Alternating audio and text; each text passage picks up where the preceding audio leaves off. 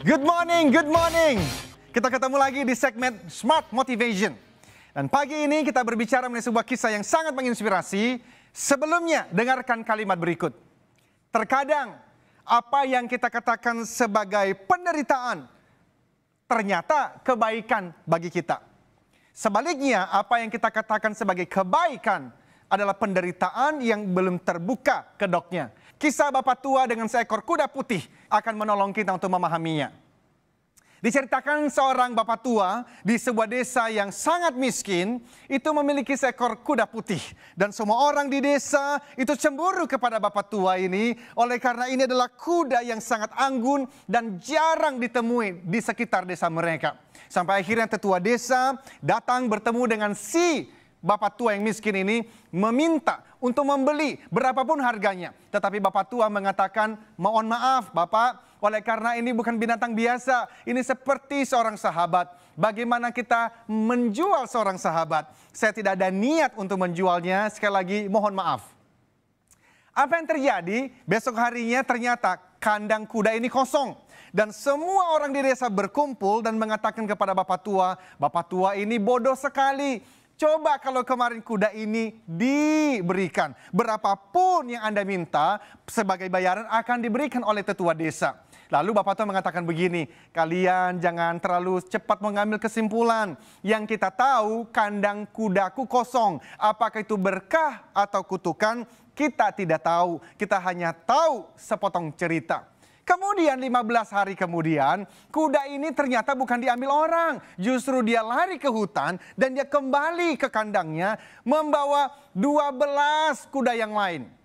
Dan semua orang di desa berkumpul mengatakan begini, bapak tua ternyata kemarin itu bukan kutukan. Itu berkah, lihat 12 kuda yang lain hanya tinggal dilatih sedikit saja. Maka akan menjadi kuda-kuda yang bisa dijual dan mendatangkan banyak uang. Lalu apa yang dikatakan oleh bapak tua? Kembali dia melihat kepada orang desa dan mengatakan, yang kita tahu kuda saya lari dari kandang, 15 hari kembali dengan 12 kuda yang lain. Apakah itu berkah atau kutukan?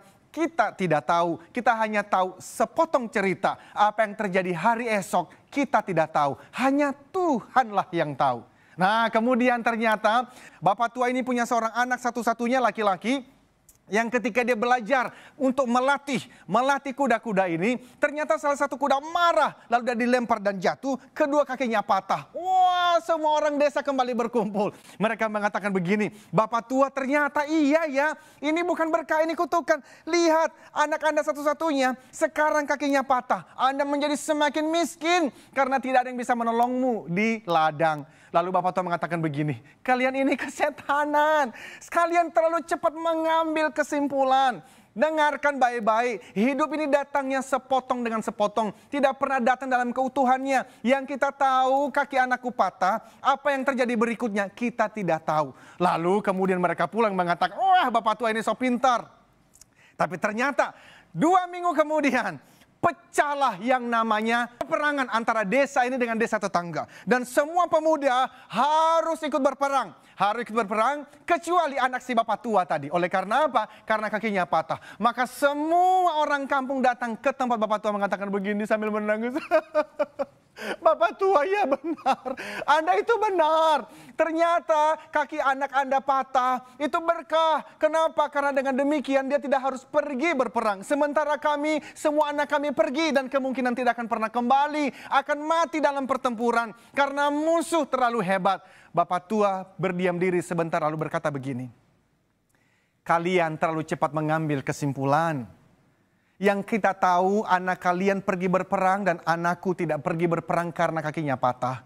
Apakah itu berkah atau kutukan? Kita tidak tahu. Kita hanya tahu sepotong cerita. Karena memang hidup selalu datang dalam sepotong cerita. Tidak pernah datang dalam keutuhannya. Karena itu sesuai agama kepercayaan Anda masing-masing. Bahwa Tuhan tidak akan pernah meninggalkan umatnya. Dan Tuhan tidak akan pernah memberikan kesukaran melebihi kemampuan umatnya.